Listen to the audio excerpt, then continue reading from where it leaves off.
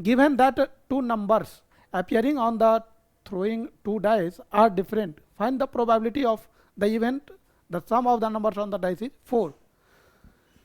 यहाँ दो इवेंट, अभी इसमें कहीं पर आप नहीं देख रहे हैं कि मतलब कंडीशनल प्रोबेबिलिटी लिखा हुआ है, तो यदि कंडीशनल वर्ड नहीं लिखा हुआ है तो आपको समझना पड़ेगा, मतलब ये बात मेंशन रहेगा, इट इज गिवन दैट या इट इज ऑलरेडी नोन, इस तरीके से, या मतलब if the event has already occurred. तो यहाँ पर देखिए गिवन दैट, गिवन यहाँ पर दे दिया, गिवन दैट, गिवन मतलब it is given, given that two numbers appearing on the die on throwing two dice are different. तो ये एक इवेंट हुआ, ये एक इवेंट हुआ। Find the probability of the event, कौन सा इवेंट? तो sum of the number is 4। एक आपको पहला इवेंट हुआ, मतलब E1 हो गया। E1 क्या हुआ?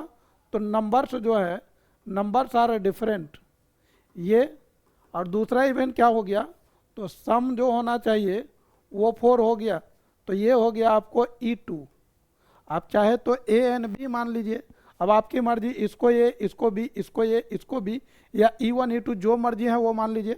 आपको बस ये देखना है कि E1 E2 में कौन सा conditional, E1 when E2 has already occurred या E2 when E1 has already occurred, ये चीज़ समझना जरूरी है। तो आइए हम इसको लिखते हैं कि लेट, हम E1 E2 इस बार मान लेते हैं, late E1 E2 are two events such that, तो भाई E1 क्या होगा? E1 मैंने मान लिया numbers, two numbers on die are different, two numbers on dice are different. तो अब सोचिए, टू नंबर्स डिफरेंट का मतलब क्या हुआ? तो 1 1 1 1 वाला केस नहीं होगा, 1 2 होगा, 1 2 होगा, 1 3 होगा, कहाँ तक होगा? 1 6 तक होगा, 1 6, फिर 2 1 होगा, 2 2 नहीं होगा, 2 3 होगा, 2 3 होगा, कहाँ तक होगा? 2 6 तक। और इस तरीके से आपको सबका लिखना है, 3 का, 4 का, 5 का, 6 का, है ना। 6 1 होगा, 6 2 होगा, एंड सो ऑन। 6 6 नहीं होगा, 6,5 तक होगा।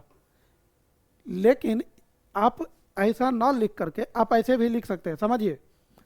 दो डाइस के लिए आप चाहे तो यहाँ पर सैंपल स्पेस लिख लीजिए कि for two dice sample space 1 1 1 2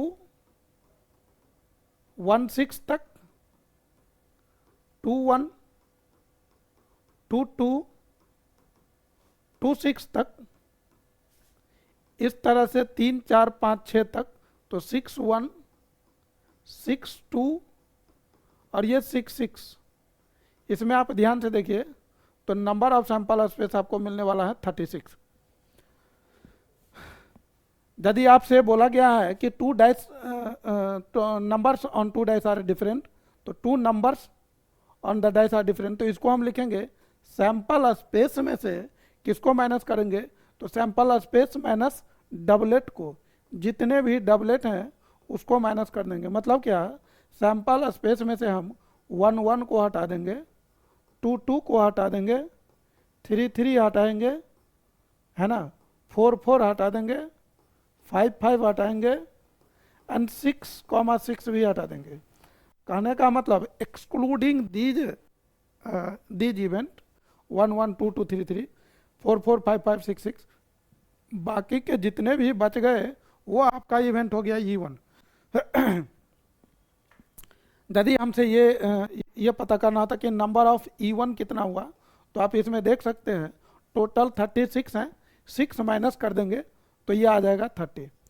चलिए आगे बढ़ते हैं। Find the probability of the event that sum of the number on the dice is 4। तो ये भी निकालना पड़ेगा। तो भाई E2 मैंने मान लिया, E2 क्या है? तो event such that number is 4, some is 4, तो सम जो होना चाहिए 4। तो भाई क्या क्या हो सकता है?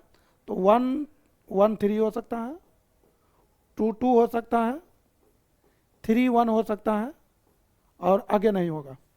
अब देखिए आप, हमसे पूछा गया है टू फाइंड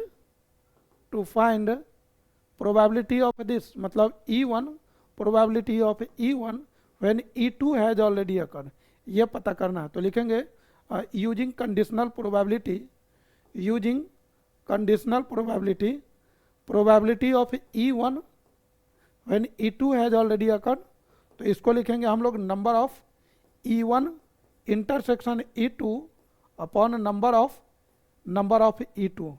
भाई मेरी बात को समझिए, चूंकि आप बोर्ड के लिए तैयारी कर रहे हैं, तो बोर्ड एग्जामिनेशन में आपको पूरा लिखना चाहिए कि कैसे है, क्या है, नहीं है, इवेंट डिफाइन करना पड़ेगा, फिर उसका पूरा प्रोसेस दिखाना पड़ेगा, क्या क्या आउटकम आ रहे हैं वो भी दिखाना पड़ेगा, इंटरसेक्शन कैसे हुआ वो सारे दिखा करके तब आंसर देंगे, और कौन सा फार्मूला यूज कर रहे हैं इसके बाद आप क्वेश्चन बनाएंगे। ये नहीं कि डायरेक्ट यहाँ से फार्मूला में बैठाया हो गया, तो ये फिर आपको सही नहीं रहेगा।